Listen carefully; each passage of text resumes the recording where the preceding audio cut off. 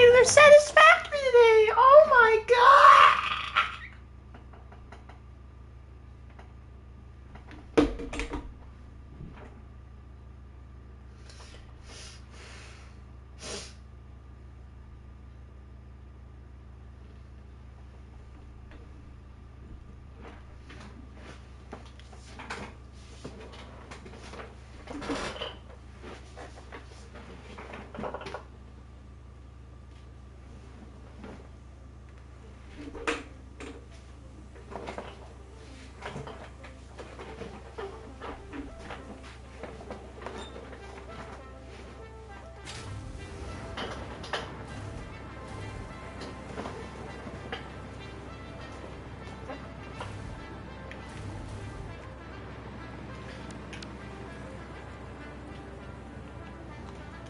Alright.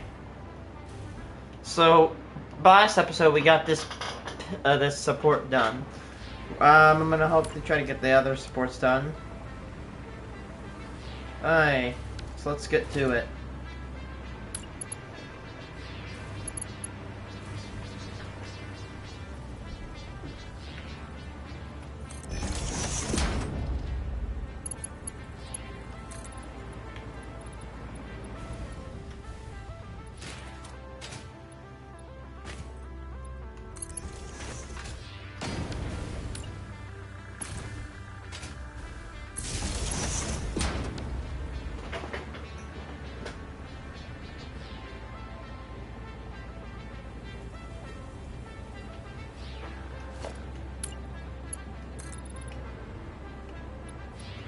Hello, viewer.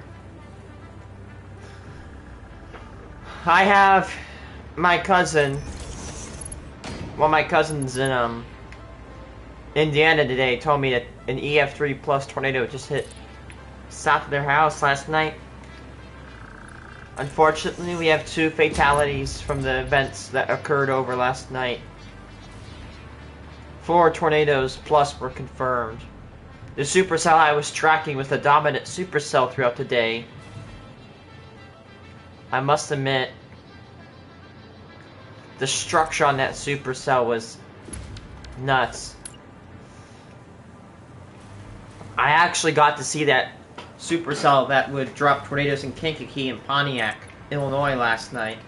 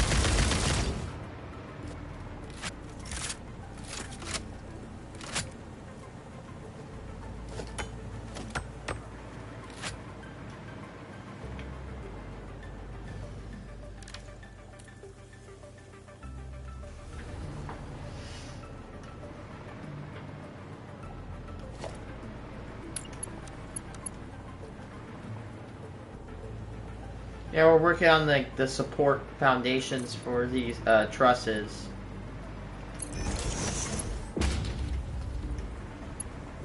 We have 2 of them done, and we got 2 more to go. These ones are going to be a little bit odd because these are over land.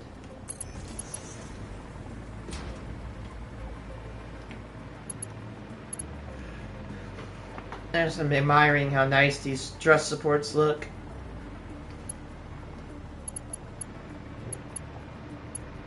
Man, look at the beam compared to the truss, just the truss support.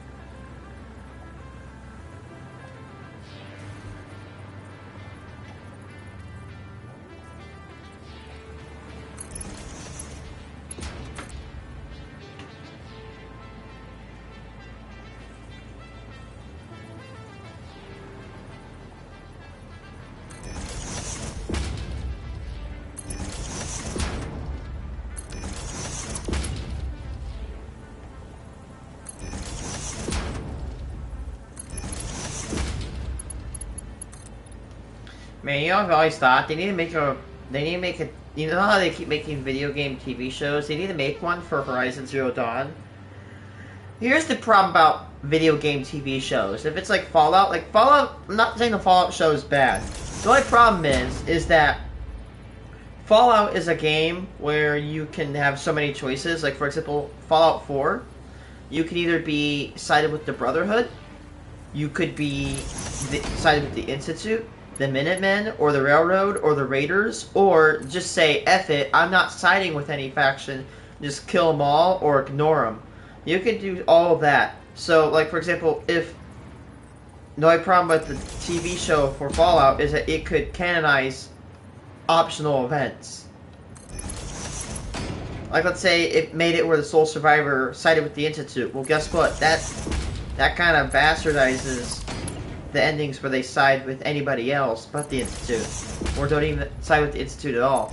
But here's where I think Horizon Zero Dawn could be, could do something different. Again, I'm not saying the Fallout TV show is bad. It's actually really good. I love the Fallout TV show. But, what if Horizon did a TV show about Operation Enduring Victory, since the events of Operation Enduring Victory in the Horizon series is already set in stone. Like, we know what happens, and even though we know what happens in Operation Enduring Victory, it'd be so cool to see, like, a snapshot into what people really were feeling like in the last days of the world of Operation Enduring Victory. I think that'd be cool.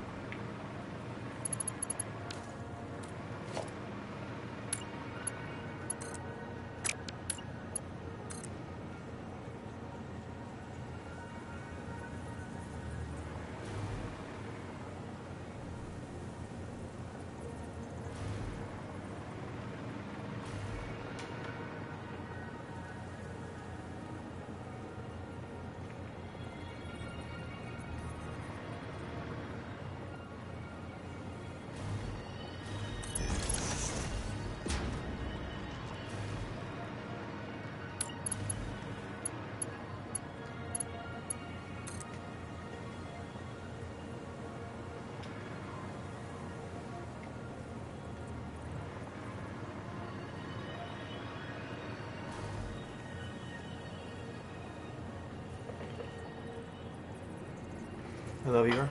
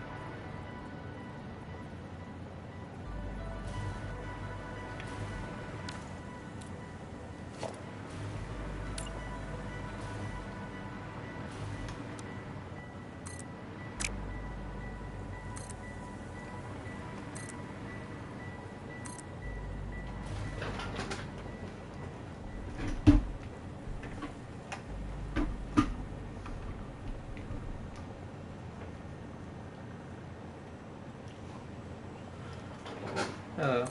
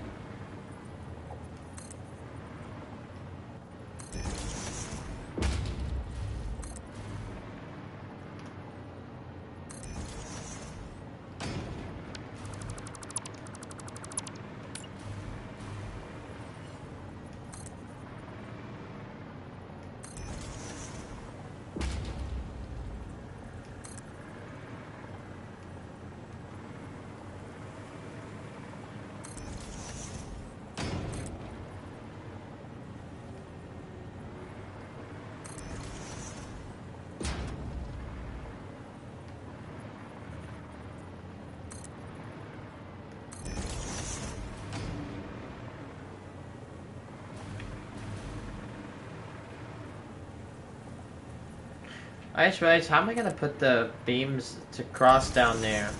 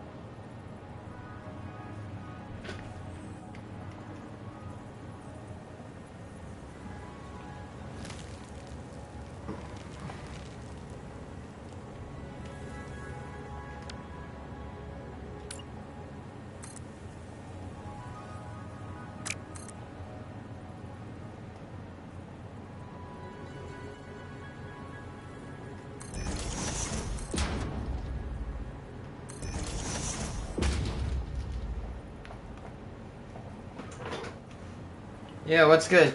Yo, I actually tracked.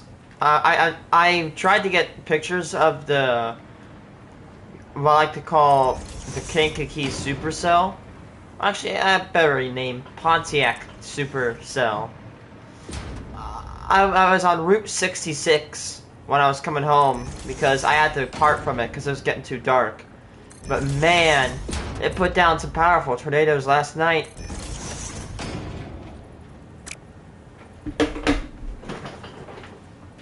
Hold on.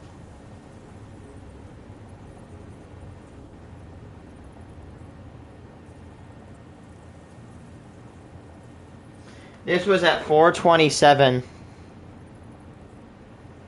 near El Paso. Like, I was like, bro, is that guy dead? I chased it. Dude, it literally looked like a nuke went off. Of any supercell I've ever seen, I've never seen one that impressive. Here's right before it dropped a tornado in Kankakee. That's bad. I can't. I can't.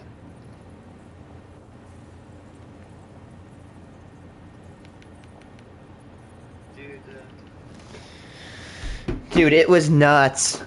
And then it would go on. It literally, by the way, that little cell, it formed almost directly over my house. I'm not kidding you. It formed over my damn house. Unfortunately, we did lose 2 people last night. 4 tornadoes were confirmed overall. Again, I'm gonna be honest. Of any supercell I've ever observed, which I've observed a couple, that one. I mean, I think I've seen exploding thunderstorms, but man, I think that actually may have been my first one. Yeah. When it formed over my house, it was just raining.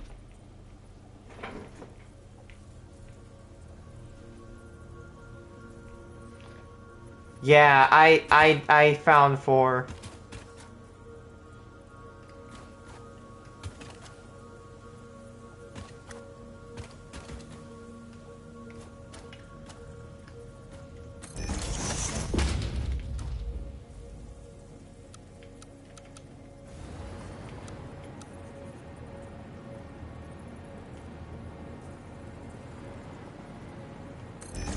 Thank you for not, you know, extending the chat. No, by the way, that's not your fault. No, I almost saw one, but it died right before I got to. At roughly about, I want to say, I don't know what time it was, but it first began trying to drop a tornado north of Pontiac. It was successful, and I saw the aftermath of it, but it quickly died and recirculated. But it didn't end there. In fact, that was just its beginning. It would then later drop a tornado in Kankakee, where I think either it ended, or either that, or it died, recycled, and dropped another tornado that would go right through a place called Lake Village, Indiana. That is 2 miles southwest of where my cousin lives. And then, after that, the circulation of the storm would finally die. And then it would track into South Bend. I don't know about Wheatfield. I think I've heard about Wheatfield. So this storm hit me, my cousin, and my grandma over in South Bend. That is crazy. It hit all of us. I actually have a weather camera, chat. The storm formed roughly west of Danvers, Illinois, at about 4:30, if I'm not wrong.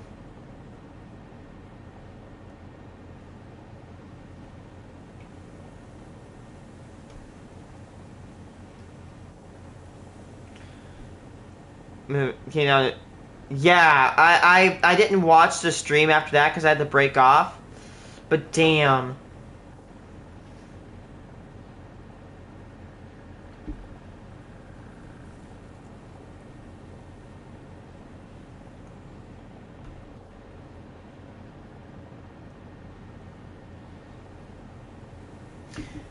I have to find... Oh wait, that's not it. I want to find the video so I can show you, chat.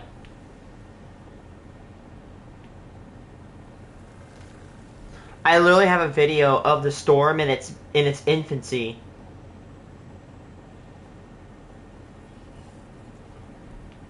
There it is. That storm. I actually have really I have almost decent videos of the storm when it was a baby. You see all that storm that dropped all those tornadoes. This is it.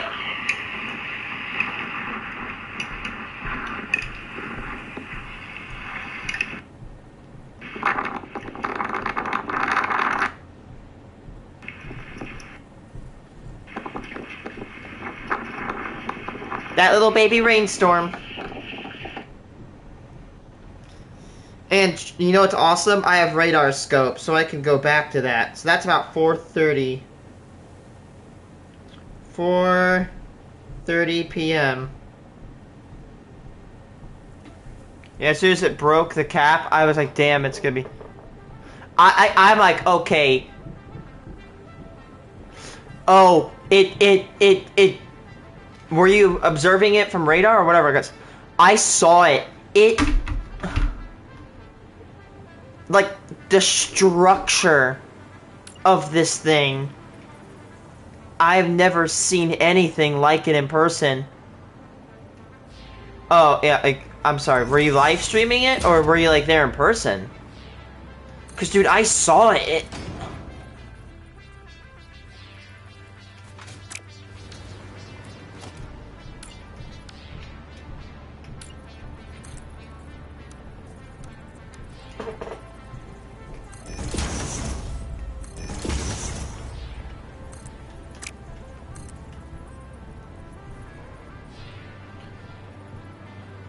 But yeah.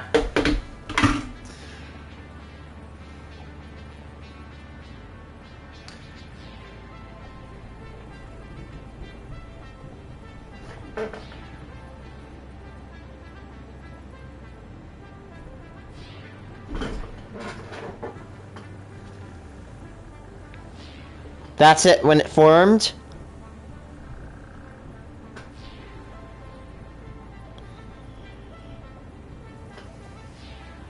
Now, there it is, trying to develop its mesocyclone.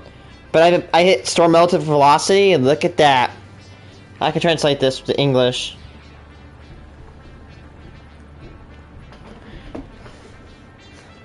When it was right here over Pontiac, I was about down here. Good grief. I was about down here going west.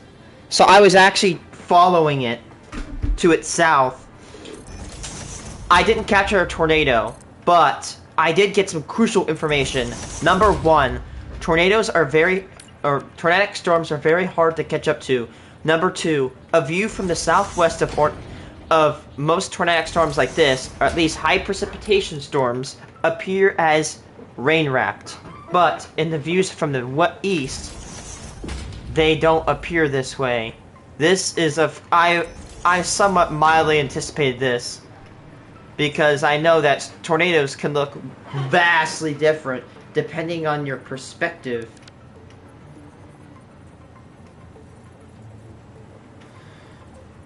Now, I'm not the guy to get in the path. I was actually taking a very safe approach. Luckily, this cell, the reason I decided to chase it down is because it was an isolated cell. Now, here's the pro and con about that. The pro is that isolated cells are, they're very easy to manage. They, what do you call it? They're not bad, but the con is that isolated cells are notorious for becoming violent, just like we just saw last night. Do you know why? It's because isolated cells don't have to compete with other cells for the resources in the atmosphere. They get the sky all to themselves, and because of this, they can develop violently. And I think, honestly, I don't need to prove my point, because we just saw that happen last night in the towns of Kankakee and what's it called? Lake Forest, Wheaton. Another thing I was in there for, I was also ready to help people if they were hurt. I've been waiting for an incident like a tornado to ever strike a town, because I have this thing called a magnet sweeper, and I think it would be very useful to pick up nails.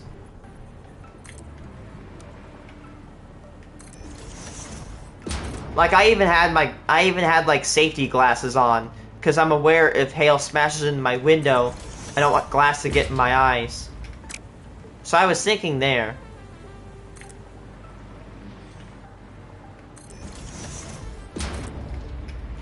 But another thing is, I have an iPad holder in my car, and it holds my iPad while I watch my radar.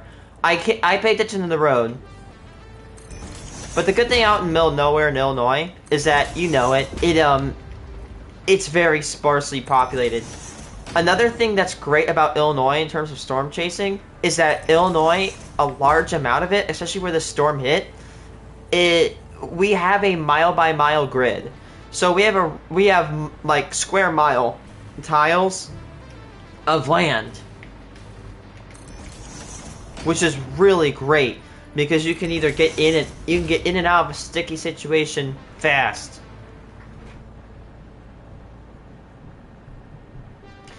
Now the great news is that this is over, but here's the bad news. It's March. It's March.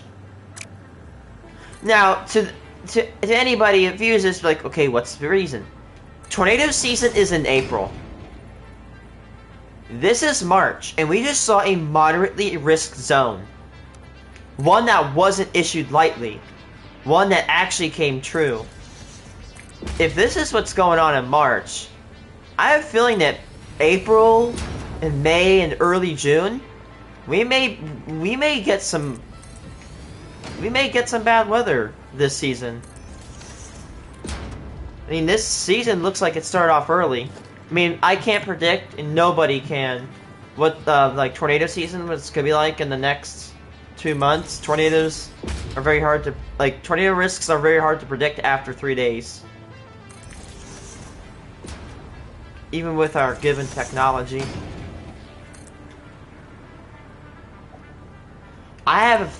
You know what's interesting? I feel like ever since a couple weeks ago, I had a gut feeling that something's bad is gonna strike near here. Like something bad is gonna hit near my house, and I think that came true.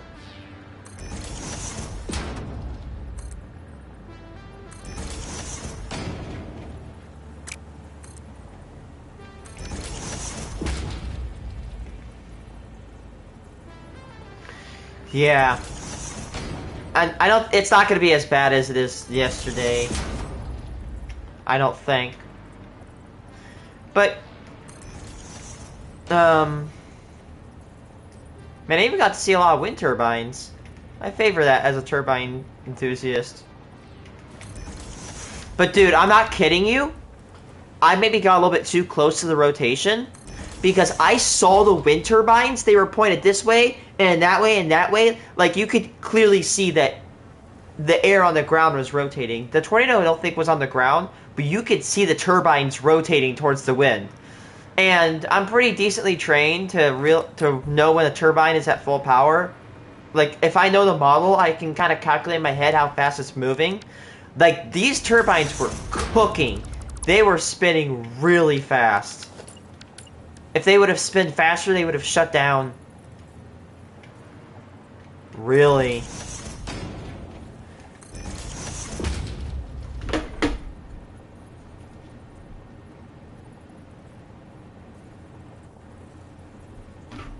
Let's see.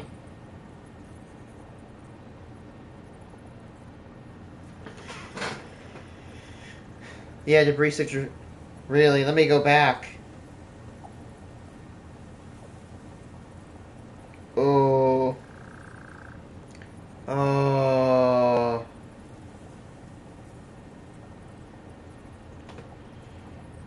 Oh, that's for. That's high end.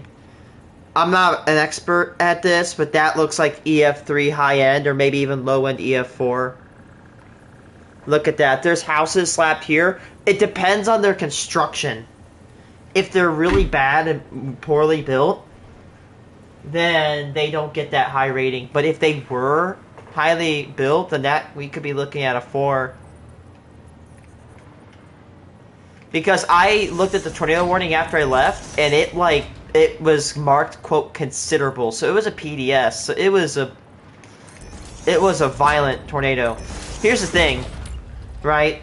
Even if after the Pontiac tornado was dead, I knew it wasn't over. I took a guess. I mean, Ryan Holleyall's like, oh, it may not be over. I'm like, okay, you know what? Going from what he said, it's probably going to cycle and make another one. So here's the thing. I'm going to tell you guys a really great, actually life-saving tip. If a tornado dies in your area, do not go out. That could be because the storm is cycling another, which means that, you know, sometimes what happens in supercells is that rotation can spawn another point of the storm and choke out the original rotation. Or, again, as I said, the rotation, the supercell will cycle and it will pull up a tornado, and then literally, like, up to, like, as short as, like, a mile between that, it'll drop another one. In fact, if you look at a lot of tornado tracks, in, like, 2011, for example, the lines line up for this reason.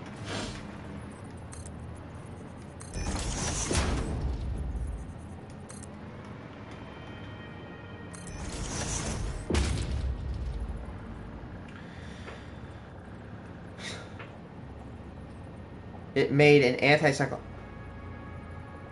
Did it seriously make an anti-cyclonic rotation? Because, you know, I will say, I kind of believe you for a second, because I was monitoring the supercell when it went into Indiana. By the time it went to Indiana, it looked like multiple areas of rotation were being spawned.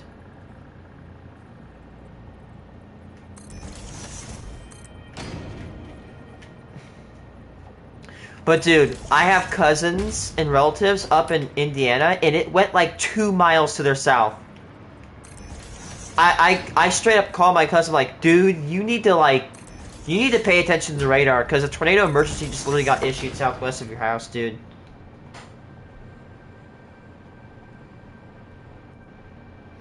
I did not track the storm after like 6 or whatever.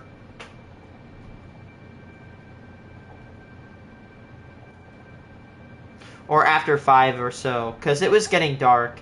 And you know, honestly, I hate to say this, but honestly, I don't want to be, like, too much of a wuss, but I'm not, because I actually value safety.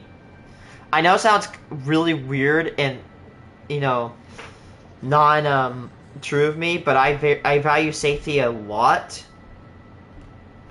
But I'm like, oh hey, love viewers, I will chase after storms. I draw the line at night. I don't chase at night. I could have pursued this cell at night because it's an isolated cell, but if it were embedded, hell no, I'm not chasing at night. I don't have to explain it. I break off. And here's the thing. Maybe if I had more experience, I would have, but I've never chased a tornado. I went to go look at one tornadic storm, and I have it posted on my channel, but I've never chased an actual, like, tornadic storm. I've looked at it, but I've never chased one.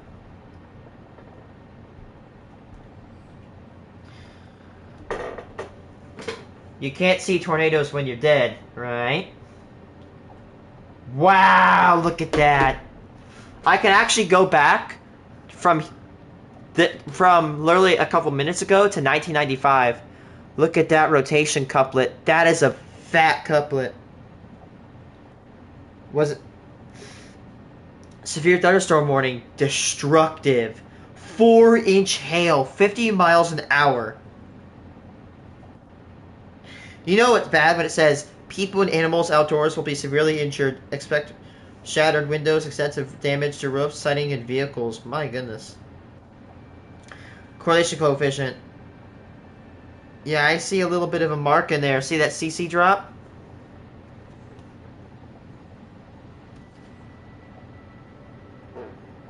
Excuse me. That CC drop. CC drops can occur when debris is lofted into the air from tornadoes. I think maybe it can even be caused by large hail. Correlation coefficient is a relation between the height and width of an object. If it is 1, if I'm not wrong, if the correlation coefficient is 1, that means that the object is as wide as it is tall. Yeah, exactly. In April. This is March. This is not late March. This is mid to early March. This is one of the earliest tornado seasons I've ever seen. Prompted, I will now take action. I am glad to announce that I will be funding the creation of what I like to call my weather battle station. I will probably take this desk right here, and it's going to be revamped. I might even build a new one. First, the station will include a Nitro 60, an Acer Nitro 60 with... Give me a second. I'm going to see the specs. Now, it's an expensive computer, but I want it because of its high processing power in a time-critical manner.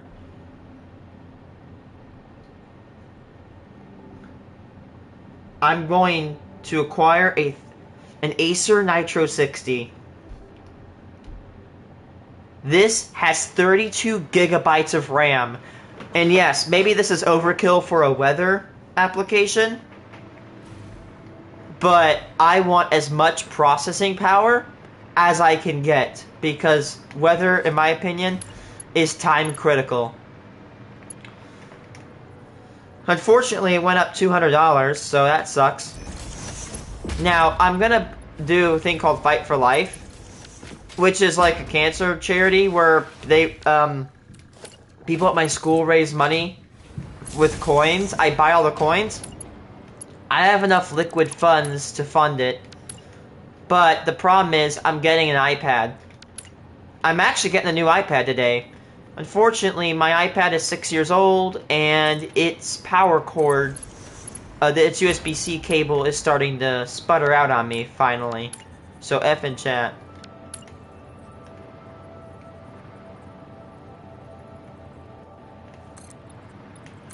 Man, I've had this iPad since my freshman year, chat. Would you do like weather survey stream? Maybe, yeah. I'll probably put a disclaimer saying like, hey, I'm not an actual like meteorologist. I don't like. Here's the thing. I'm not like one. I'm not calling all like the people who stream weather like douches. I'm not gonna be a douche that like says, "Ooh, I know about the weather," because here's the thing. I value honesty, and I'm gonna say this: I don't have credentials in weather. In my opinion, I am what I like to call competent, but not qualified. I know my way around the radar, but I'm not gonna pretend like I'm the smartest around one.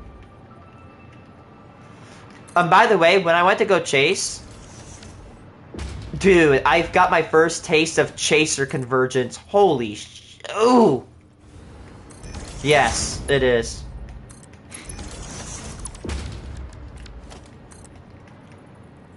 Oops, come on. Crap.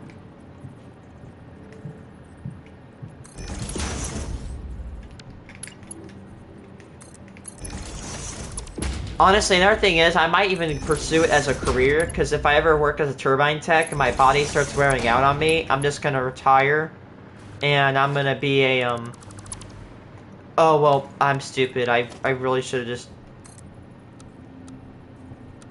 I'm gonna retire and go into meteorology. The only problem with meteorology, oh my god, the mathematical requirement about it. It is... nuts. Seen return. Yeah. I was watching Ryan Hall, y'all. I actually remember watching Ryan Hall, y'all, reach 1 million subs live. I have it live. I clipped it, actually. Oh, I can't wait for my iPad to come in. It's gonna be the biggest iPad ever. Can't wait to show it. I got the glass and the case for it. If you ever wondered what iPad I run, it is an iPad Air 4. And if you may not know, like, oh, whatever, that sounds like nice. It was released in 2020. Before that, I ran an iPad Air 2. That was real. The iPad I had before this one was an Air 2. And that was released in October of 2014. You see, here's the thing, right?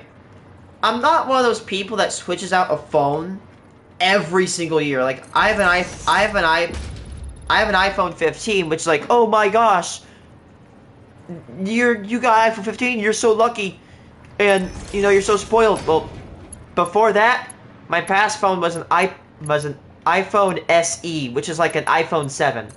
Yeah, my iPhone before this one, it had the button, and before that was my first phone, which was a Moto. Look, no offense, but the Moto, oof. I'm not a big fan of Moto phones.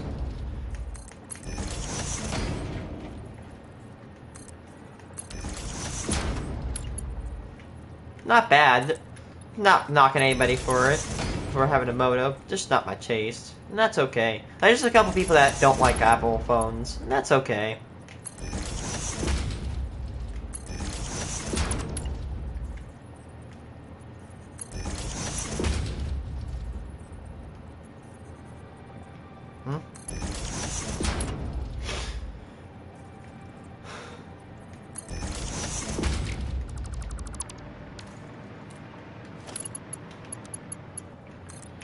Let's see, I don't know what my iPad was before the Air 2, but I've had 4 iPads. I'm getting my 5th.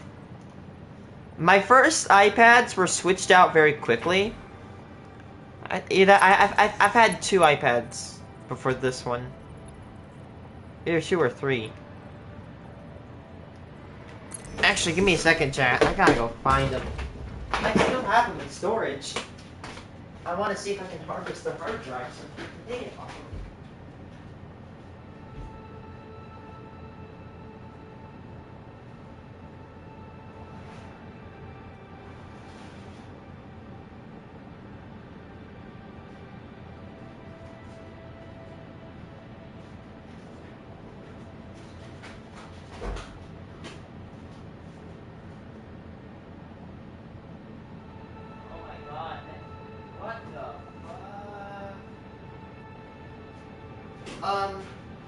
What the what the hell?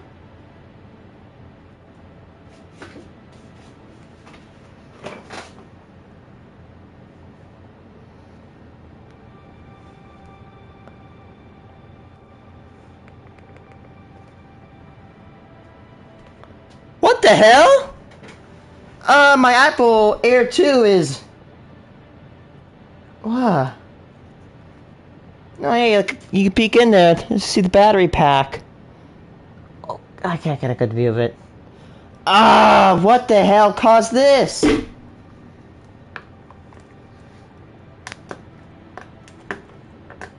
Ugh. God damn it. Oh, ew. Ooh, well, I just broke it further. Well, man, I don't know what happened to this one. But, here's my iPads. Here they all are.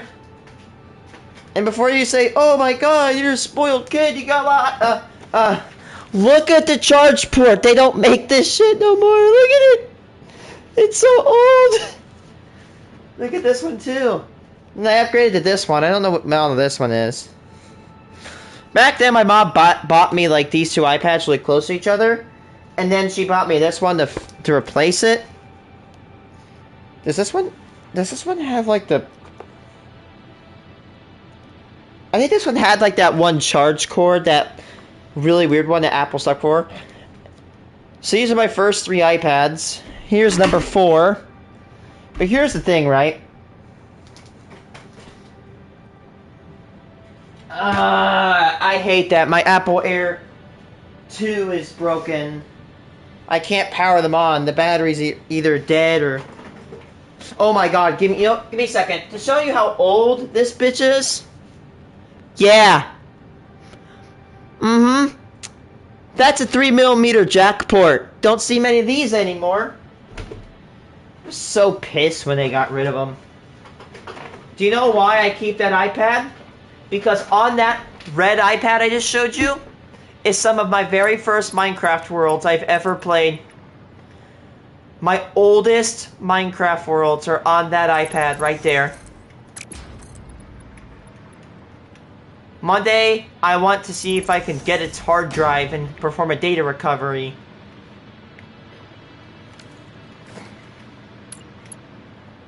This iPad here is good. I might even get a couple of more years out of it. But the 3mm port is gone. It's starting to fail on me. I don't like... Honestly, I disagree with my mom buying me all those iPads before. I really should have just gotten... Here's the thing, right? Instead of getting all these little ones, I buy one good one, and then I burn it. I burn through it for about 5 to 7 years, and then I replace. Like, for example, I could get... I'm gonna be honest with you guys. I could get my USB-C cable fixed, but my iPad is 6 years old, and I definitely really want a new one.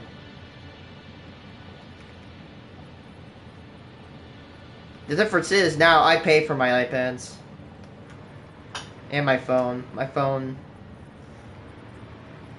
Ugh, I should have gotten my iPad on a monthly subscription.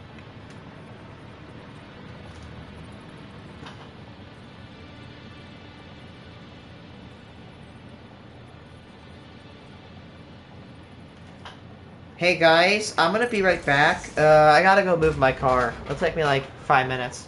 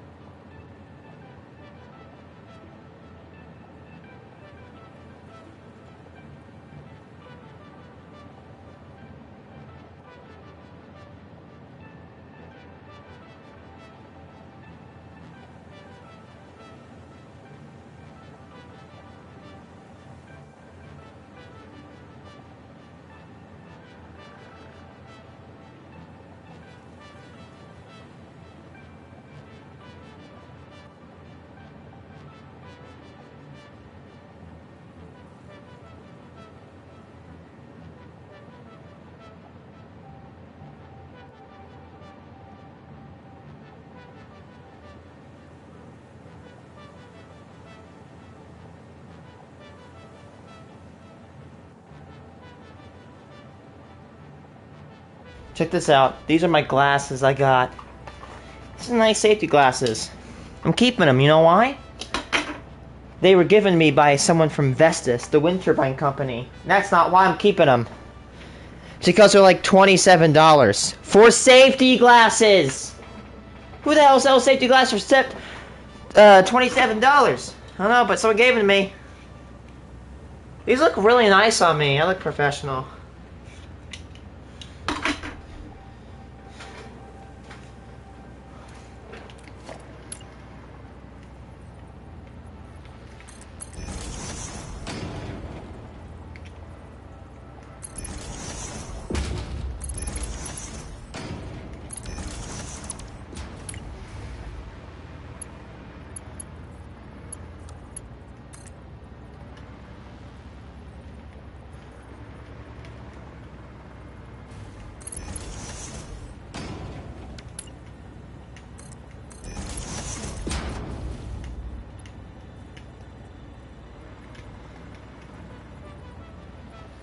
So, viewer who keeps talking to me from Australia, how's your playthrough going?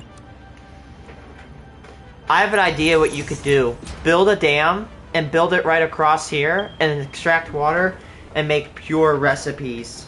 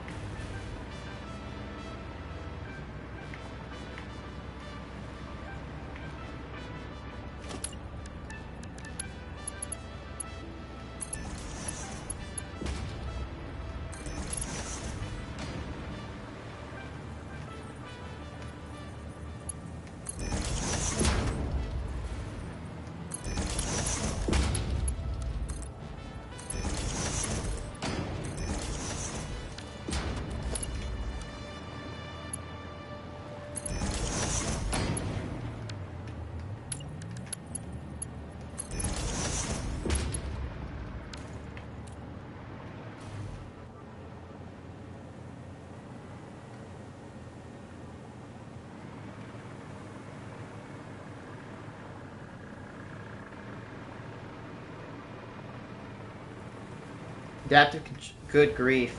But I'm gonna tell you a little tip. You know, you can stay in chat, whatever. I can tell you tips. What I'm about to show you, you're going to want to do it. See this? I'm gonna tell you the top 4 recipes for raw materials. This, this, this, and this. And maybe, and also this. These 5 recipes, get them. And get them fast. Also this one, if you really want to go for it.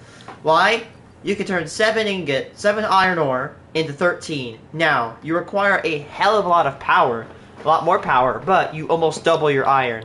Also, iron, you literally more than double it. You can turn... What if I told you...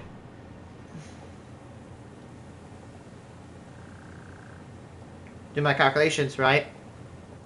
The max amount of resources you can pull from a node is from a pure node with a Mark III miner, a Mark 6 belt connected to it, fully overclocked. Will yield you 1,200 ore a minute, right?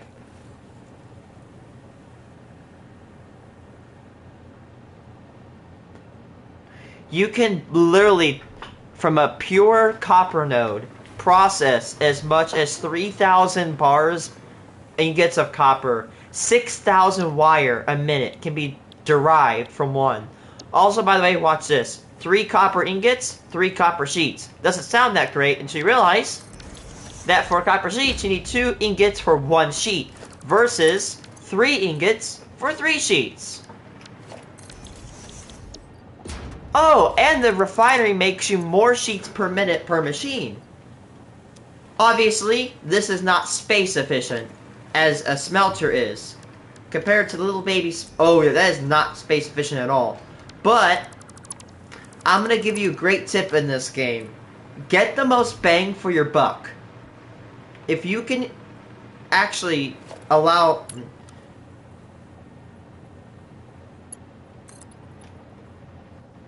Now, no worries, because this is Satisfactory we're talking about. All you gotta do is build the plant, take them off, and re-switch them to the system. I got like you can always just build another plant. Yeah. Now I can't wait to see what you can do with the pure recipe. Now, if you look closely, oh wait, there's no leech recipe. There's a recipe where you can leech ingots. Now I did a calculation. For every pure node equivalent of sulfur, you can leech about like 4 pure nodes of iron. But I actually don't recommend you do the leeching recipe, because sulfur is very useful in this game. And here's the thing. Think about it as a budget. You can only get a certain amount of resources a minute. Now, you can actually go to the Satisfactory Wikipedia and see how many resources you can get per minute. And we just went off on their own.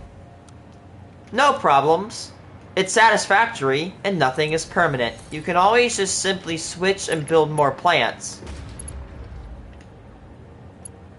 In my opinion, my idea would be to build a good, decently chunked factory, either right here. Maybe right here would be a pretty good idea, because you can build a train or a conveyor belt system from here. Or, look at this right here. To water ones.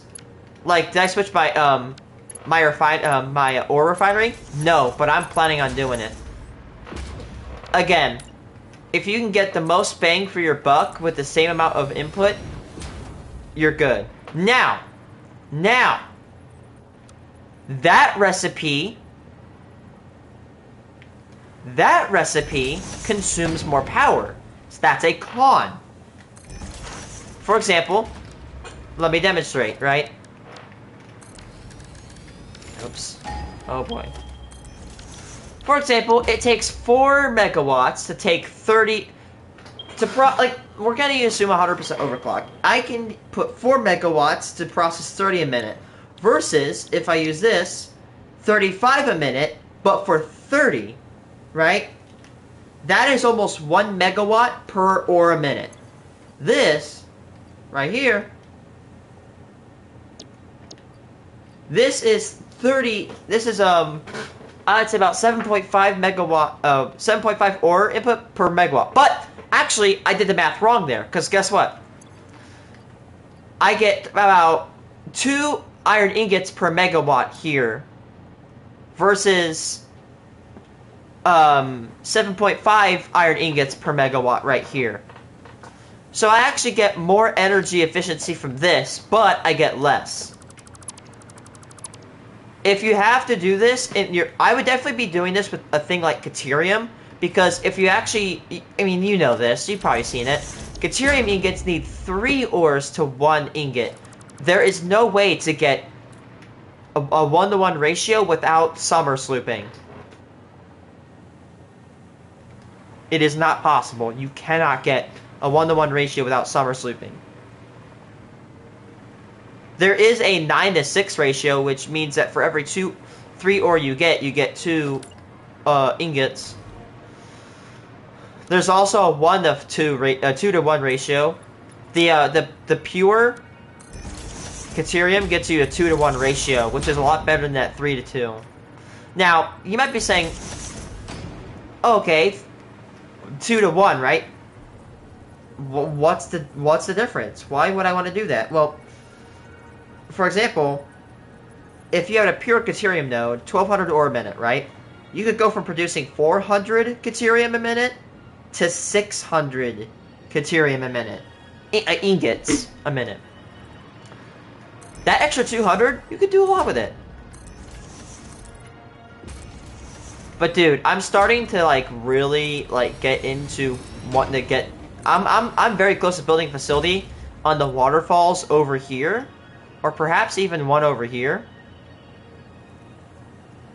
because we made a massive highway that had the whole dune desert. Interesting.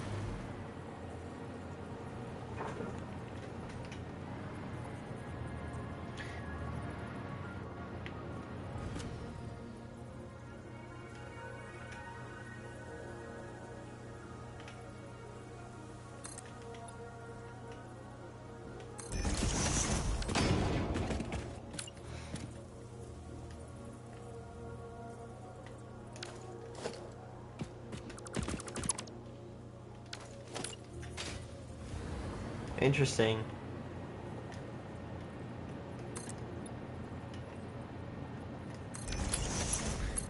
How are you guys going? I mean, I know you have so many people a fan.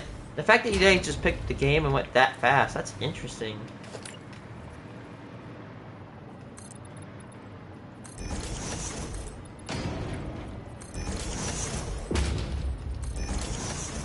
There's cave right here, by the way.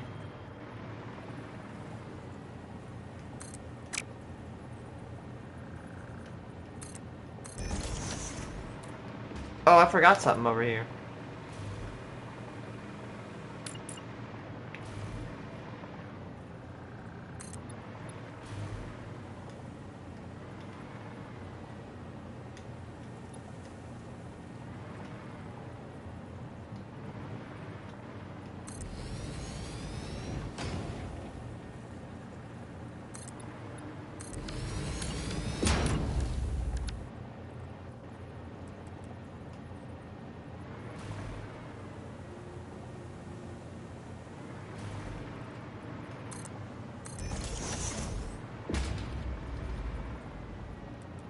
I need to, yeah, I'm about to say, I do need to, like, get out there and start actually getting more resources. I really do need to get more resources in a minute.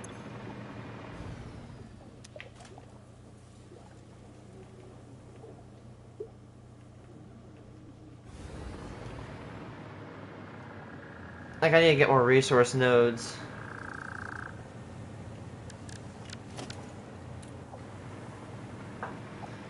But yeah, the nodes where you guys started near, oh my gosh, I can't get over how good of an area that was to start at.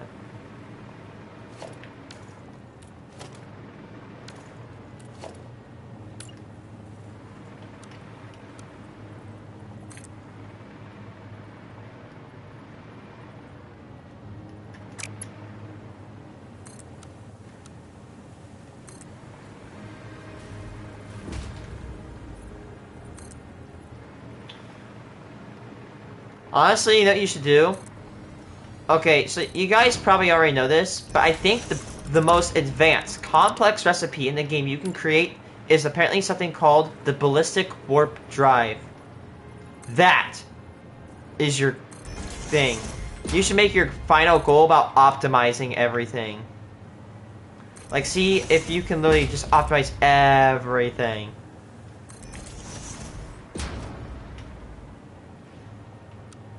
By the way, if you want a game like Satisfactory on mobile, a game I can recommend is a game called Builderment. I used to play it a lot. If I get this new iPad, I should re-download and begin a new playthrough of Builderment. I won't stream it though, because I don't stream on the iPad.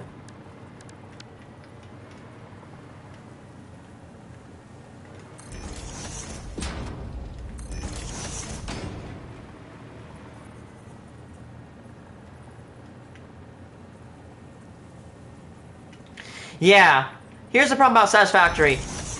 It's okay, midnight. Okay, it's gonna be 5 more minutes, I'll get off. Okay, it's time for me to get off. It's 3 a.m. I told you, it's like, that's the worst thing about Satisfactory. It's addictive as hell. Yeah, that rock's out there, but whatever.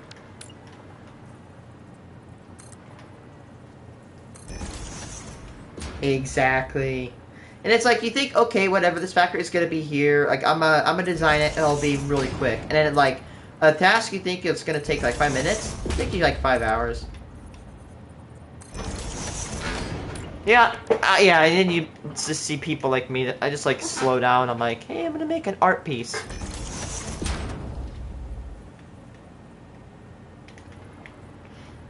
Oh my god, have you... Just trust me, if you think your base is chaotic, just search up a guy called Let's Game It Out, and you'll see what hell looks like. Actually, you know what I gotta say, have you ever heard of the infamous conveyor belt tornado?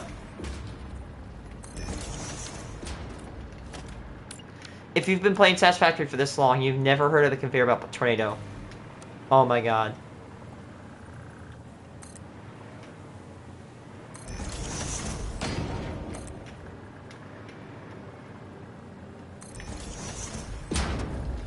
No. Yes. You know what's awesome? I'm gonna tell you a little fun fact about Satisfactory. That conveyor belt tornado, it helped the game. Because, like, he actually is the reason why Satisfactory runs so good. And you remember thinking, what the hell, why is that? Because the devs literally reached out to him and, got a copy of this game. Actually, you should have seen it, because if you guys got it on Steam, the picture of the conveyor belt tornado should be on the Steam page for Satisfactory. But the devs literally took his game and dissected it and used it to, you know, look in, like, where, like, the lag was coming from. Because the reason they took his copy is because, like, literally almost he alone can make a game that lags that much. And because of that tornado and a lot of the things that he did to lag the game out, he actually helped make the game work better.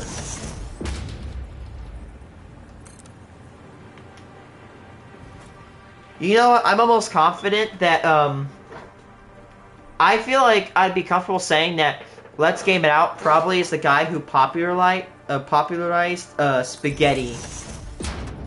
Let's Game It Out Spaghetti Factory has to be the most insane spaghetti I've ever seen. Again, you probably know this, but if you don't know, spaghetti is a term in Satisfactory where people just build everywhere. Again, if you need to look at it, yeah, just go back to Let's Game It Out. That's spaghetti.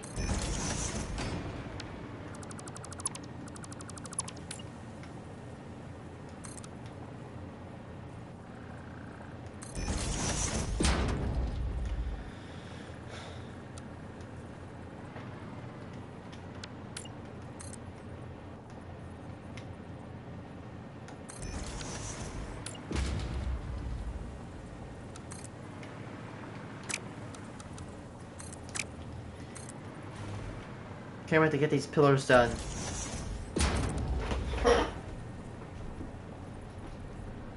I'm pretty sure that video of the hypertube cannon has probably be the most popular video of Satisfactory I've ever seen.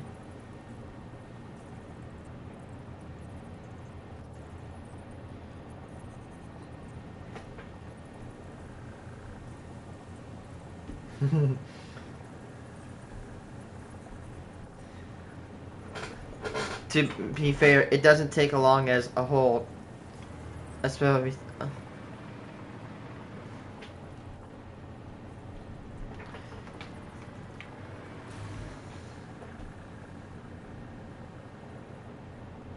I remember. Nice.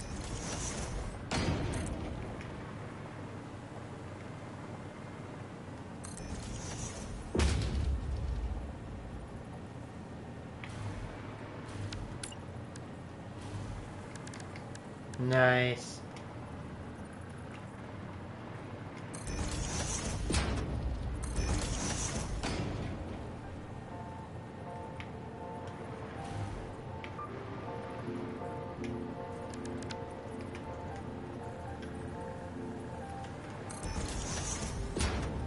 Let's see, I know a lot more about Satisfactory now. I'm looking at his old videos now. I've watched it when I played Satisfactory. Let's see, where did he drop at? I can see the arch. I think, Let's Game It Out, when he spawned, he dropped in about, roughly about right here. Let's Game It Out dropped and spawned in right here facing south. I dropped in facing here facing south as well. I moved from this location. I spawned in here. I made a little factory right here, and then I started exploring, figured out, look at all this flat area, and I started building a little factory right here. It got demolished, and then I built another brand new factory there, and then that one got demolished, and then a big one got put right there.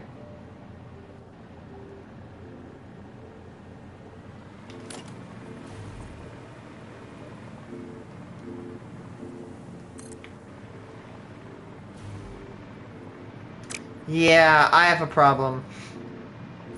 I've been streaming. I've been a YouTuber since my freshman year of high school. I've been first streaming since June 30th, 2019.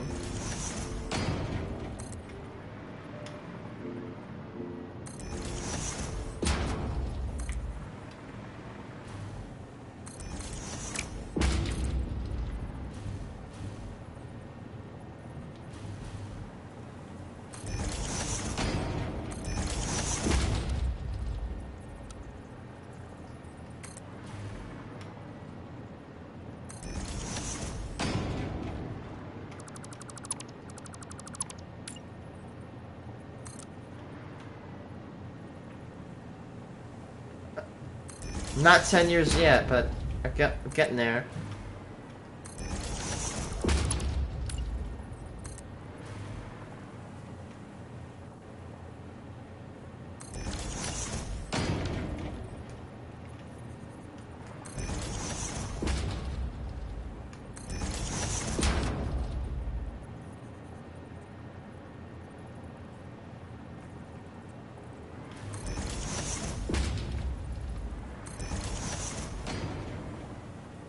Are you kidding me? Are you kidding me? If I'm looking at this video, they must have changed the output of iron. They had a pure node over here. They had a pure node. Oh, I'm pissed. They nerfed the pure node over there. Oh man.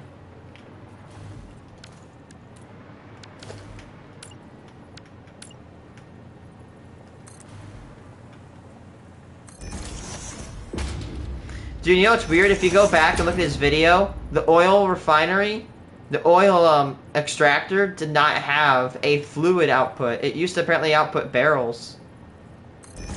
And they changed it to where it's just this fluid, and then you have to process the barrels, and the barrels, you have to package it in the barrels.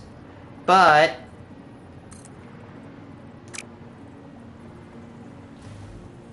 what's it called?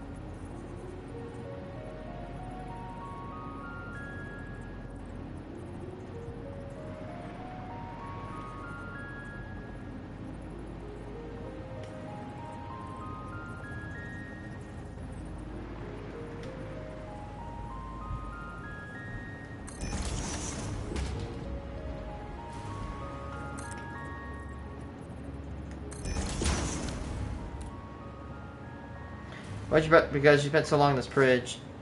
Man, my modular factory I showed you, I think. This was definitely one of my best projects. I didn't expect to spend this long on this bridge, if I have to be completely honest with you guys. Actually, in my opinion, my best project is definitely the Long Beach refinery and generating facility.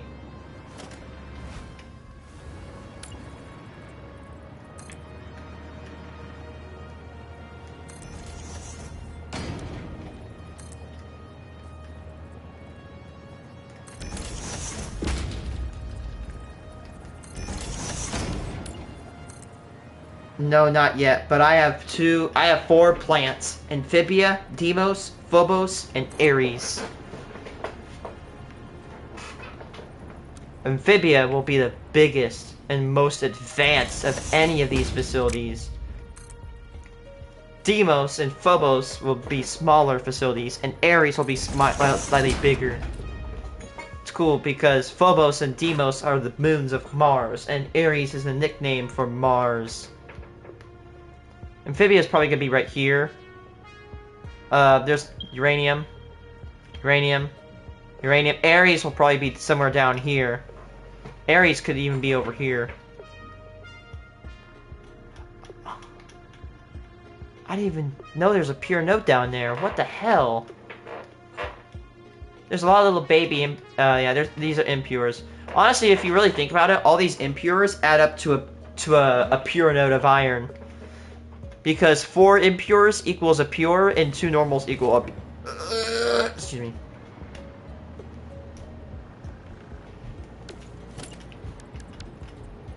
Look, I even developed the logo for Amphibia Nuclear Power Plant on the board behind me.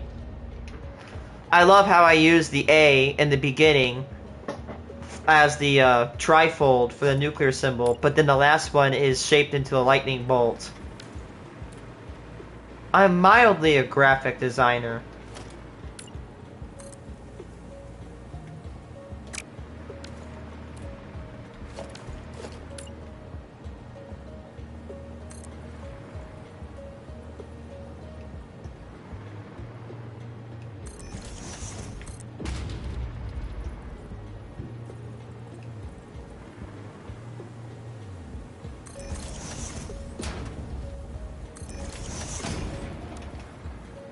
Can't wait to get down to these supports. These are kind of tight.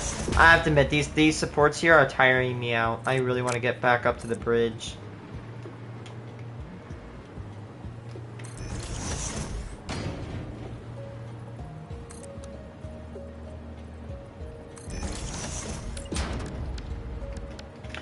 The only problem is, Amphibia will probably be the only nuclear power plant to actually go past uranium, because the uranium is going... Oh my god, if I process into plutonium, then you have to carry it all the way to Fixonium.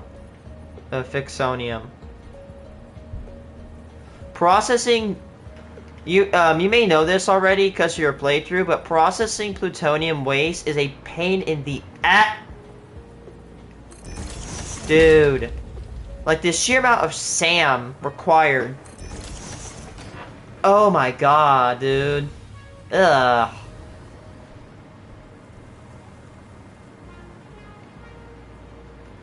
You know what, here's the thing. Even if I don't process past uranium, the worst nuclear power plant will generate 90 gigawatts. That's still... That minimum, the worst I can do is better than the plant I already have. Amphibia is gonna be a beast. Up to 1.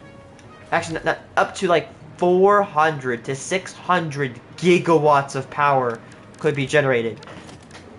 With an efficiency of roughly 83%, I estimate.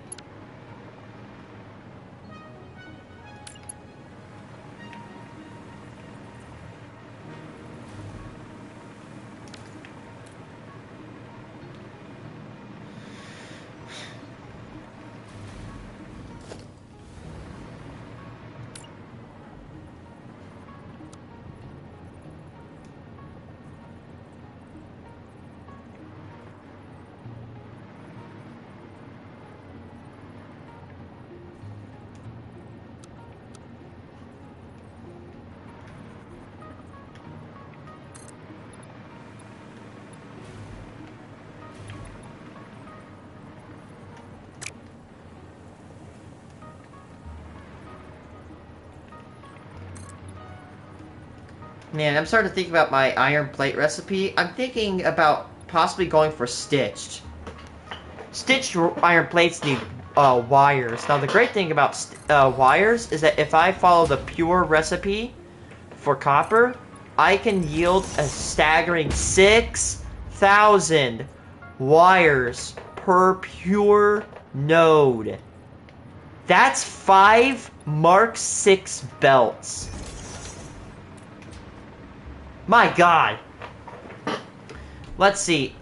I'm gonna go do some research. Let's see. If I actually ran that recipe. Oh wait, do you know how to do math with the recipes? Like, I can tell you how. Because for example, let's say if I want to see how many, if I used all the wire, here's how I do it, right? 1200 divided by 7.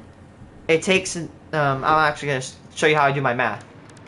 You guys probably know how to do this since you're in college. But you know, simple. There's two ways. You could do this, the output divided by input. Let's see. You could do your input number of resources multiplied by what is it called? The product let's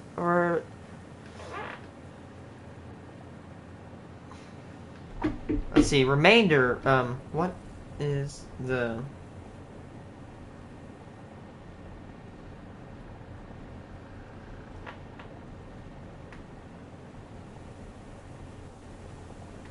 Is it called the quotient? It is the input amount of resources multiplied by the quotient of the output divided by the input. So, for example, we take 1200, right? And that's one way. The other way, 1200 resources a minute, 1200 copper. You can do divided by 6 multiplied by 15, or divide by 15 and multiply by 37.5. You'll get the same number. Yeah, you will get the same number. So that means you'll get 3,000 copper. Now the thing is, with copper wire, we actually get twice the amount of wire as we put in copper. But with cable, you take, with this recipe, you take the 2 wire and the 1 cable. So you actually get as many ingots as you, if you're using traditional recipes, after you use copper, the copper bar ingots, you can get 1 copper ingot for every cable. This looks interesting though, but actually no. Iron wire, I'm not really a big fan of this.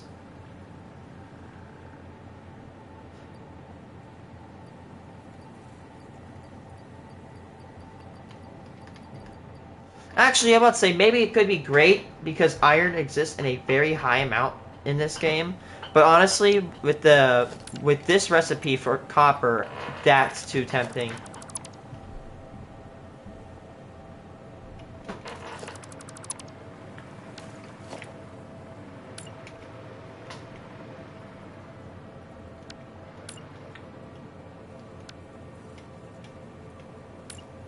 By the way, guys, I was yesterday's years old when I realized, guys, I found the American's best dream. You can buy home-based deep fryers. Woo! 1,700 watts for that bad boy. By the way, do you want to hear something awesome? Fun fact: at the restaurant I work at, our deep fryer can consume a staggering. I gotta get that picture. I gotta see if that was even right. Our deep fryer consumes up to 11 kilowatts. That means for every hour that we run our fryer at our restaurant, it costs us like $1.50 to $2. So $1.50 to $2 an hour. It doesn't sound like that much, but that's from electricity we consume. Like, for example, my house, my entire property consumes 2.5 kilowatts an hour. 2.5 kilowatt hours an hour. Or should I say 2.5 kilowatts on average, right? We consume 2.5 kilowatts on average. That thing consumes literally quadruple. That deep fryer we have at our restaurant consumes quadruple the power of my entire property. And we're not an energy... Like, we use a lot of energy. We literally have welding going on almost constantly. We have horse water heaters. Yeah, we have water heaters for our horses. We have me playing the PlayStation. There's a lot of power that gets consumed in our property. And that deep fryer alone consumes more than quadruple. That's the only bad thing about electric heating, like, especially for deep fryers. It is extremely energy efficient. In fact, fun fact, our deep fryer, like commercial grade, you know why you don't see them in houses? It's because they're 3-phase. You need a 3-phase connection, and in America, you're usually gonna get a single-phase connection.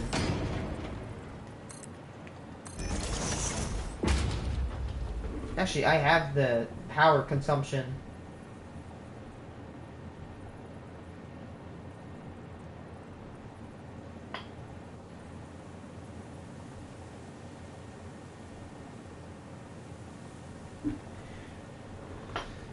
Let's see, do I have it on my iPad?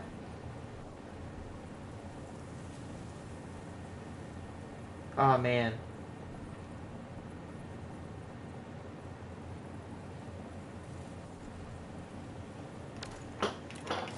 Sorry there, chat.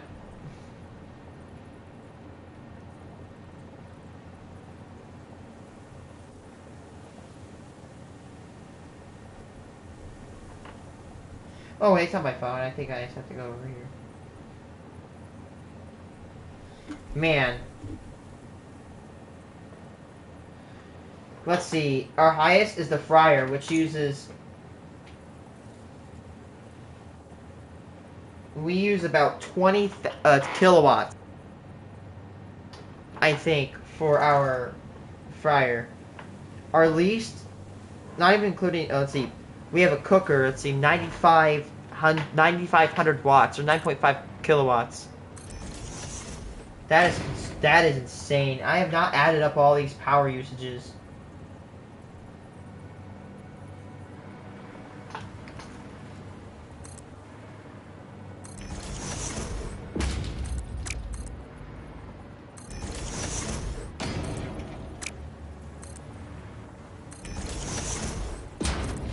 Like, I got to look into my boss's power bill. We pay $5,000 plus a year just to power the restaurant that I work at. Yeah, you'll be surprised how expensive just like the electricity it takes just to run a restaurant. I love putting these H beams like this. It makes it good. I can't help it. I love it.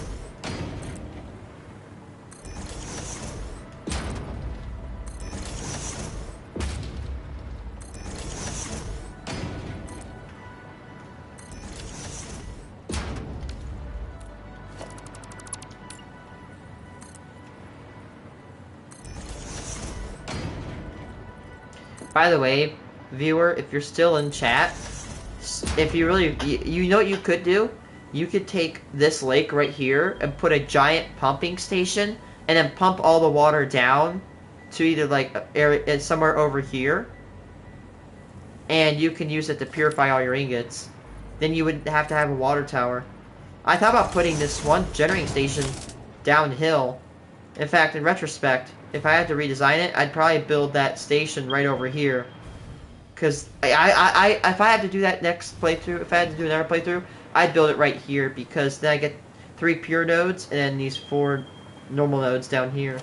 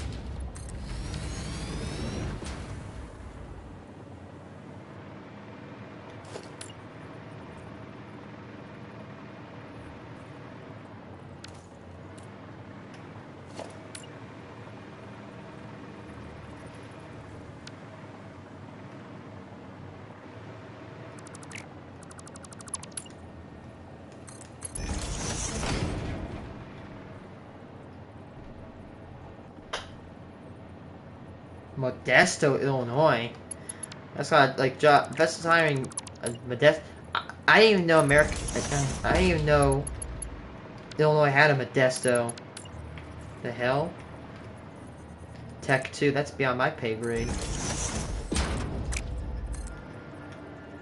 My problem with trying to work for Bestis is that they have a lot of Tech 2s, and Tech 2 hirings, I don't meet that requirement. So, oof.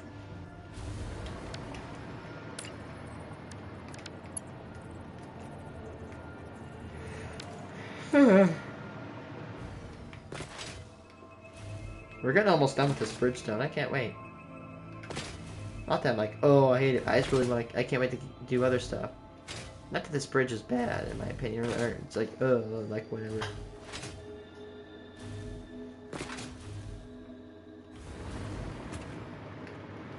Wonder what how much light I could get.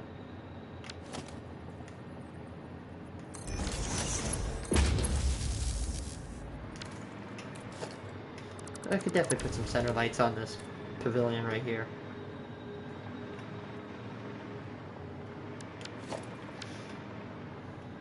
Love that little center notch with the beam in the middle.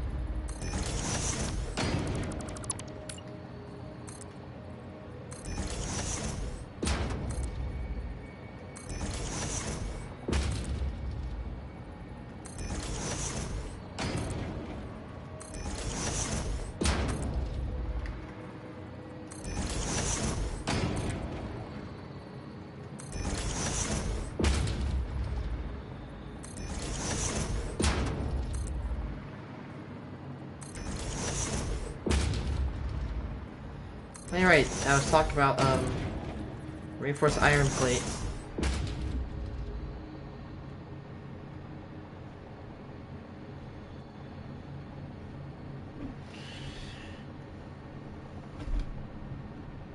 Stitched iron plate. So if I actually take the amount of wires, so 6,000 wires, divided by 37.5, that goes to a clean 160 a minute. That means I need 160 assemblers, 100% overclock, multiplied by 5.625, 900 reinforced iron plates a minute. That's how many I can make if I took a pure copper node, turned every single bit of copper into iron ingots using the pure recipe, and then used the wire, and then turned it into the wire into stitch plates. That's awesome. 900 reinforced iron plates a minute. I like that stitch recipe. With that's iron plates. I mean, that doesn't sound like much, 900 a minute, but that's a lot considering I only make like 150 a minute now.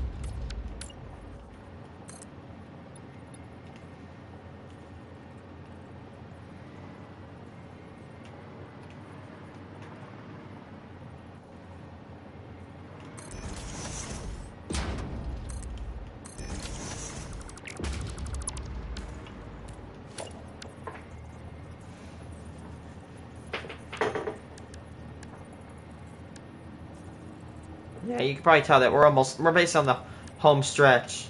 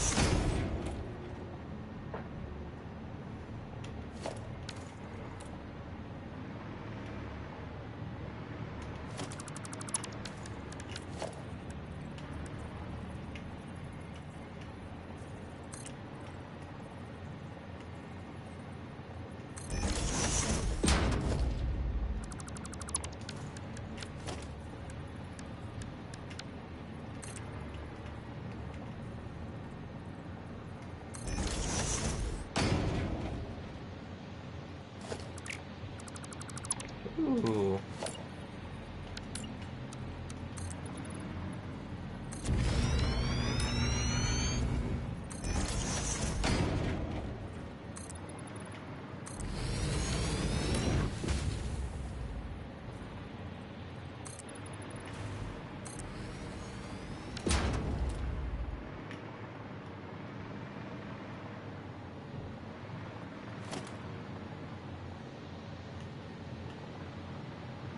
I don't like how it covers the supports.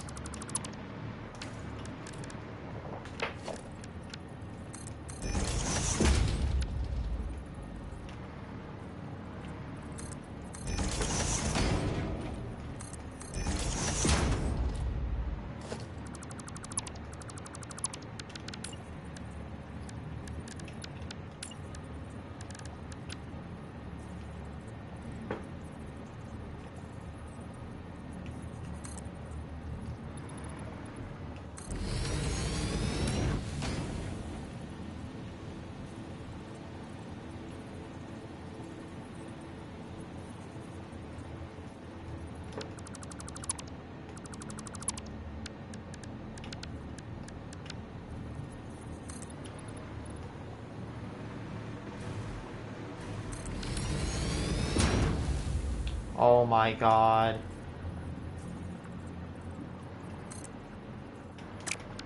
I'm watching Let's Game It Out, and it literally took 6.5 minutes for a process that should have taken like 30 seconds.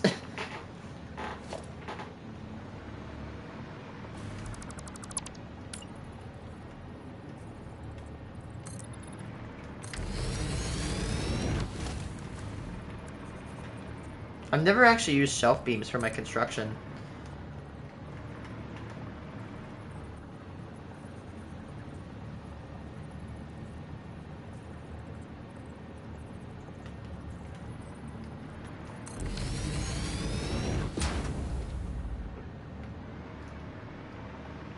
That's actually pretty cool.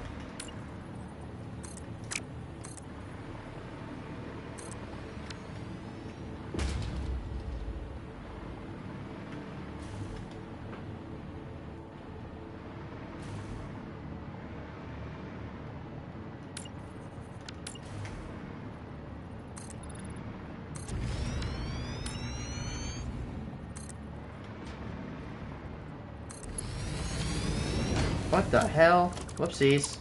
Finger slip.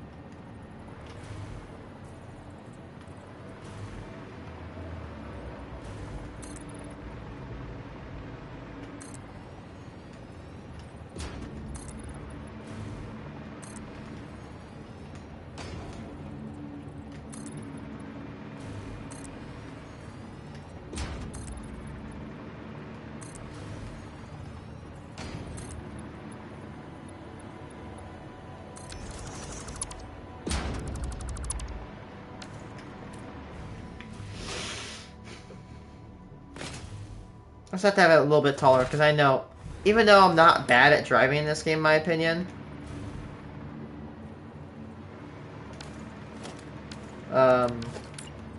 even though, like, you know, I'm not bad at driving, I just like to be safe.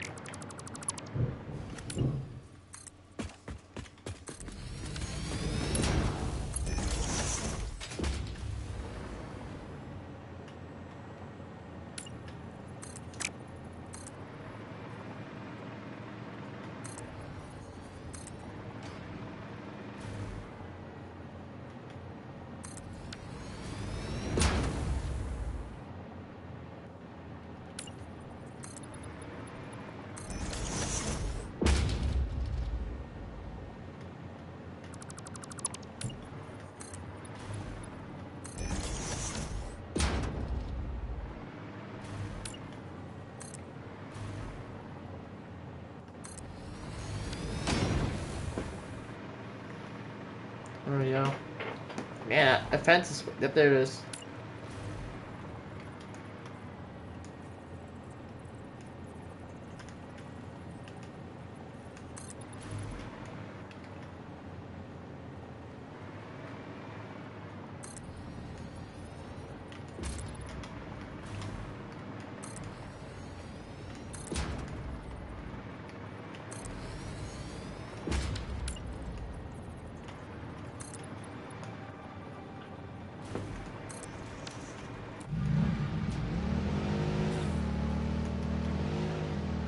There you go. You literally cannot get off this bridge.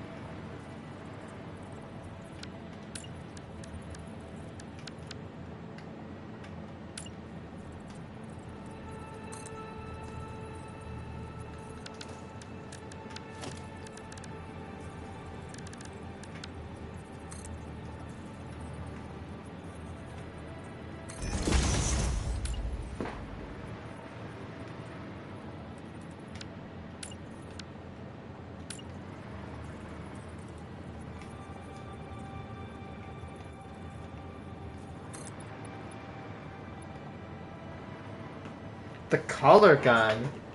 Man, that must have been removed. I think I've actually heard about the color gun because I'm watching a video by Let's Game It Out. Man, I did research on Satisfactory. Apparently there was a thing called color gun, but now it's removed because it's just kind of been fused into the construction gun. Damn.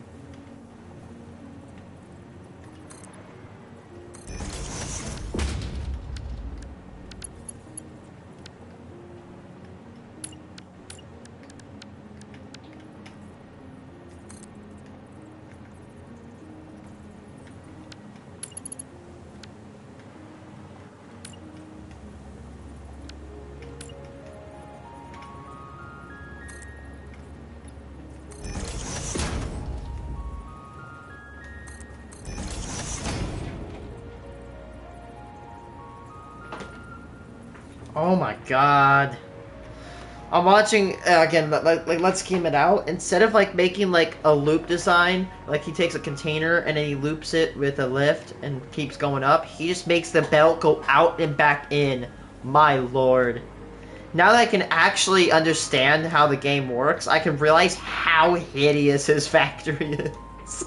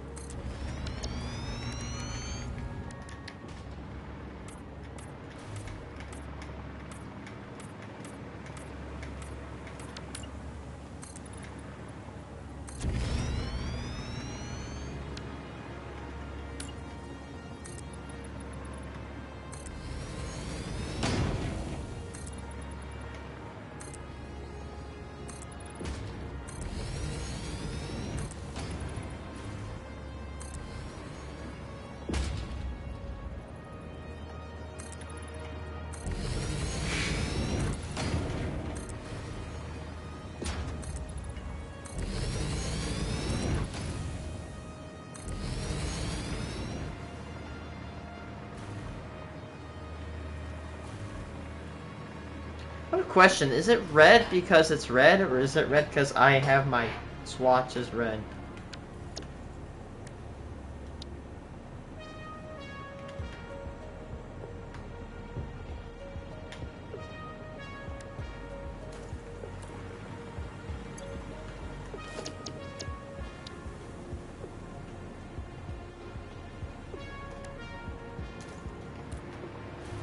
Oh god.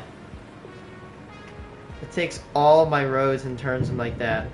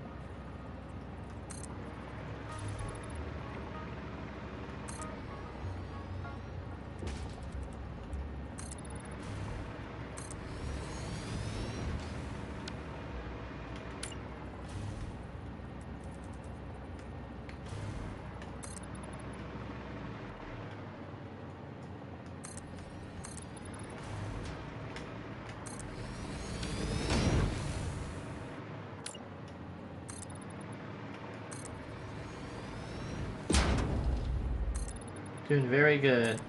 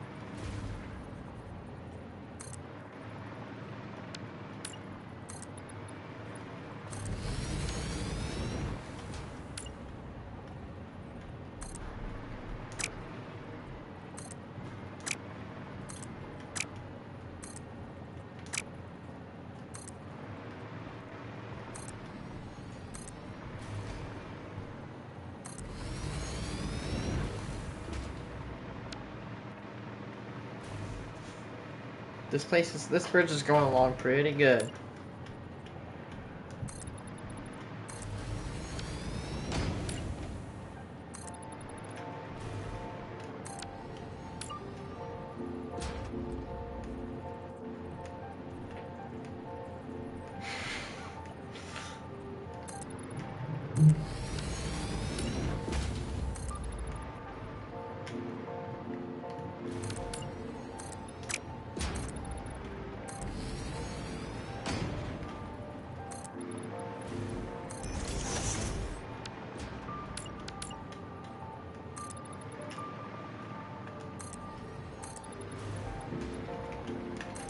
Nice.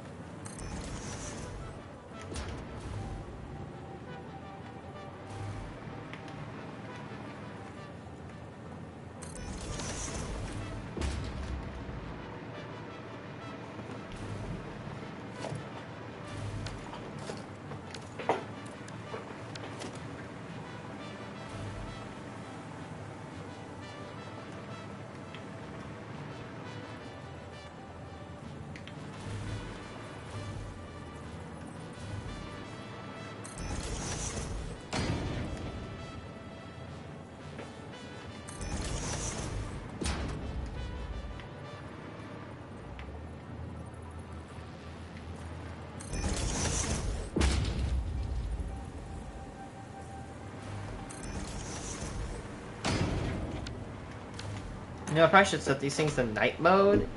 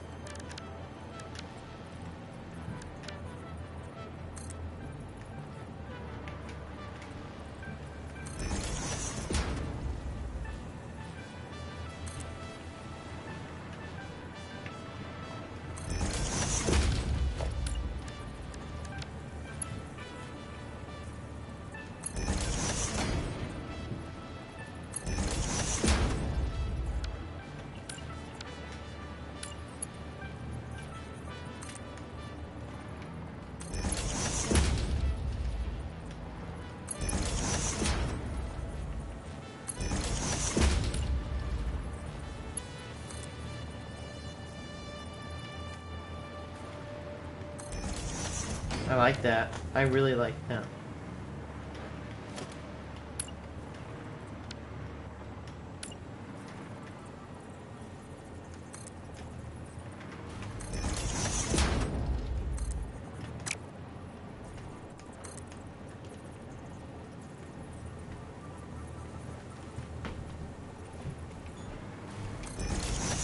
Look how beautiful this bridge is going on to be so far.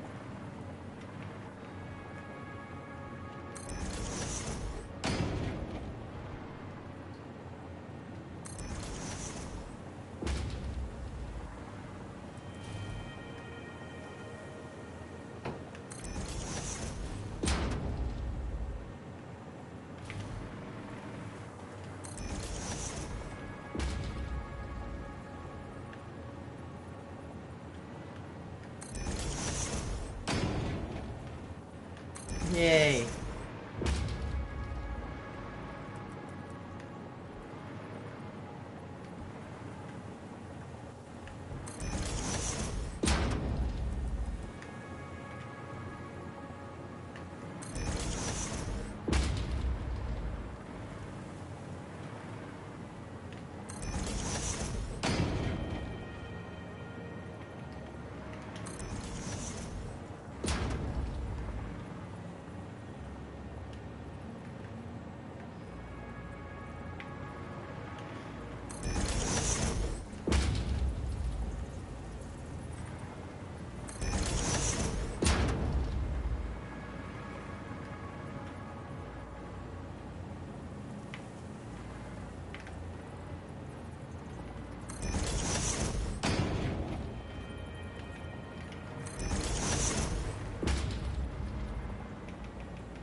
Well, that's really nice. That's perfect.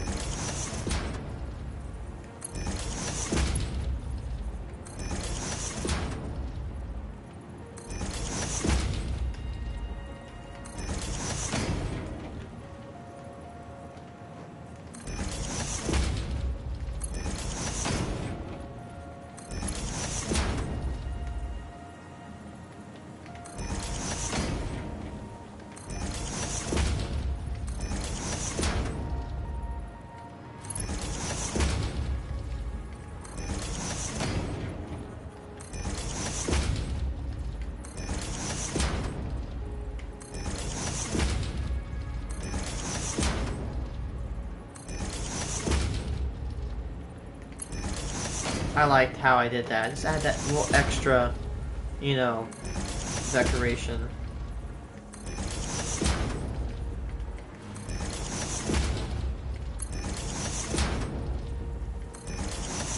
Now we're halfway done.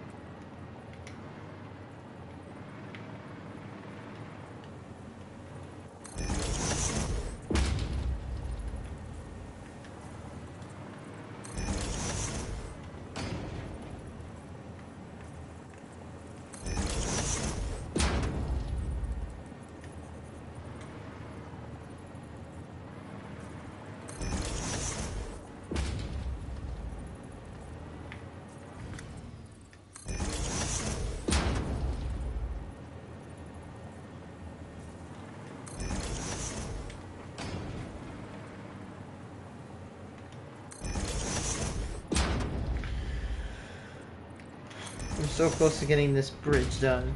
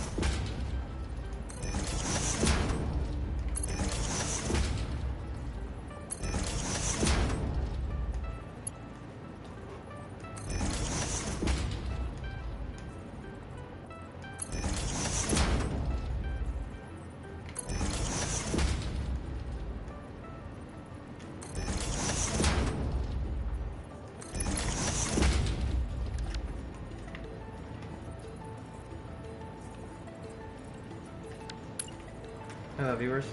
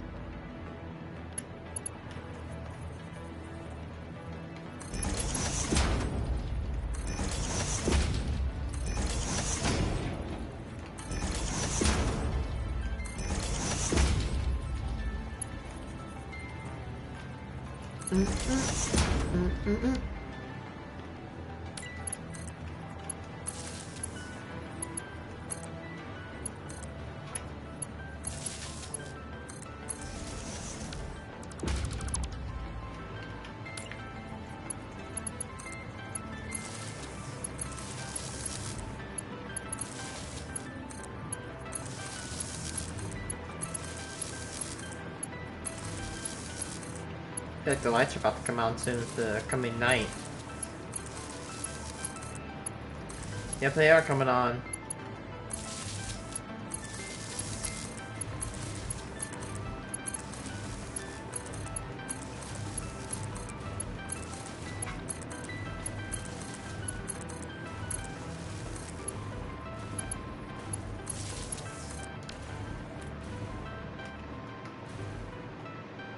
Mild, a little bit of lag, but that could be worse.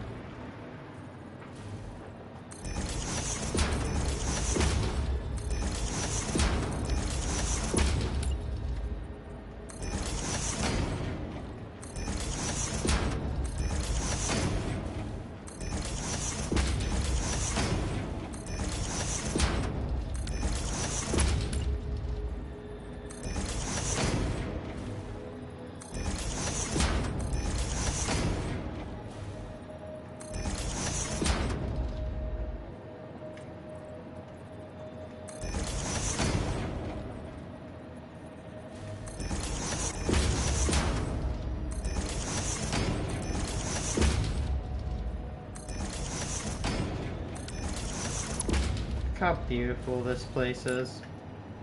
I don't care if I'm adding this. I like how it kind of like flushes with this, but then you can obviously see that. But yeah, I could push them up further, but I'm not going to.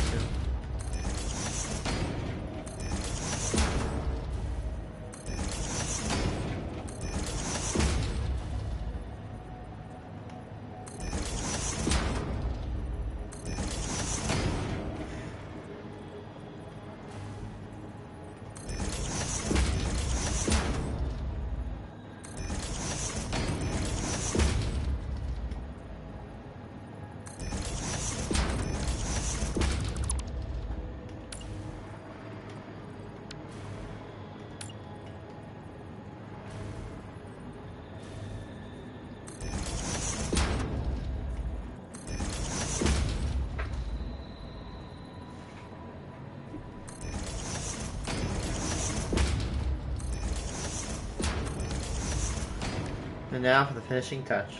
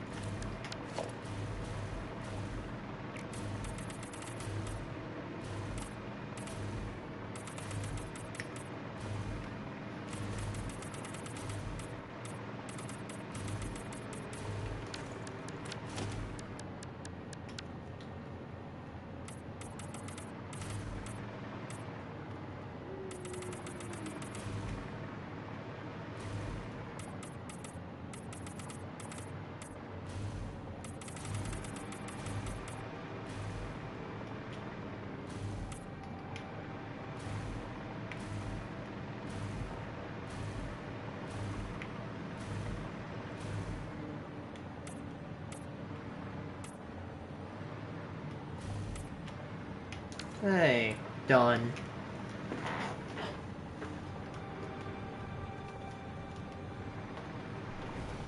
Yippee!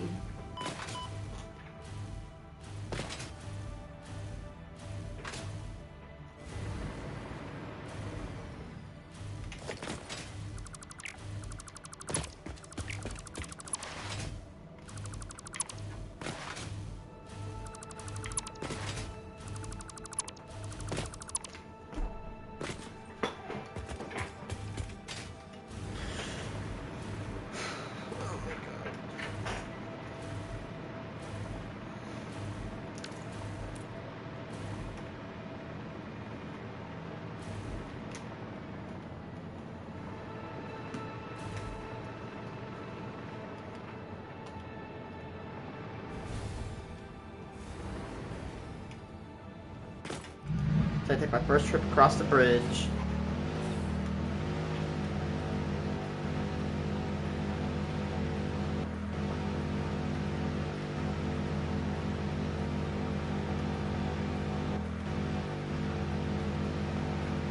Damn, it takes a long time to cross this bridge.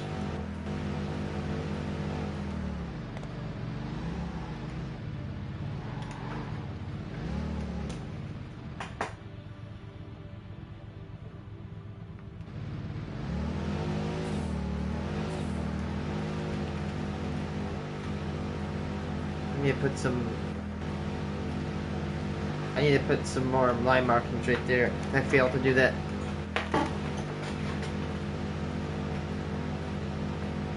And right there. And boom, it takes 20 seconds to cross the bridge.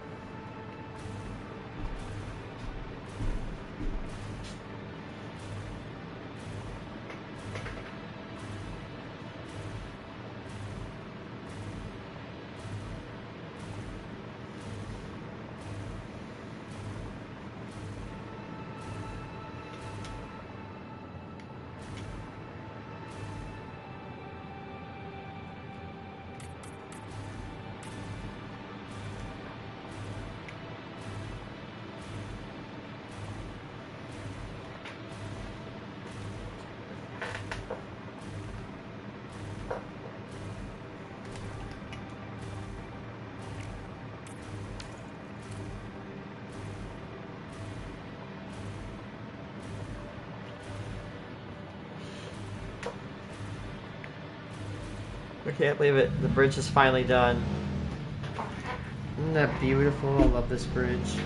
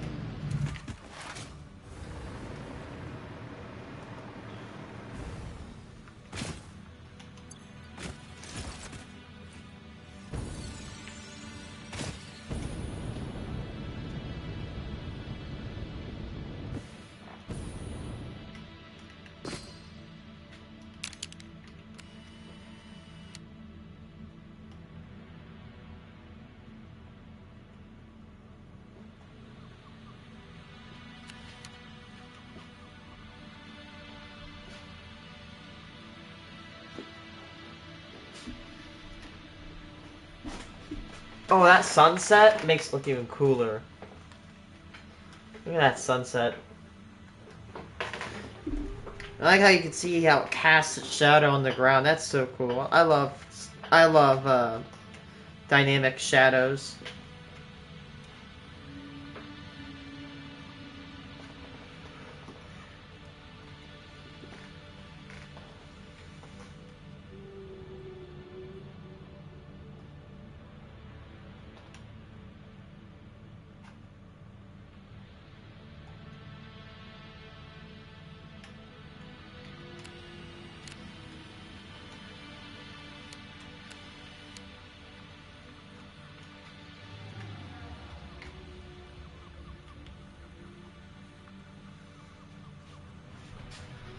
I'm gonna be back. I'm gonna eat my lunch now. We are finally done with the bridge, and I can finally actually get on to making Route 70.